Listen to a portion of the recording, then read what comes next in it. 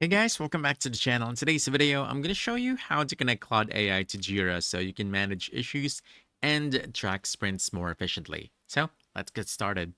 So first you want to open Claude and click this plus icon, then choose add connectors. Now this is where you can link different apps to Claude.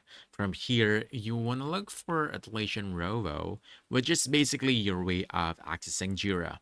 From here, you want to click this plus icon and then you'll be prompted to log in to your Jira or Atlassian account and approve access.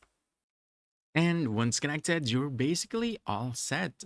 Now, instead of manually checking your boards or searching through tickets, you can just ask Claude directly to handle it for you. For example, you can say, show me all open issues or summarize my current sprint, and Claude will instantly pull that information for you.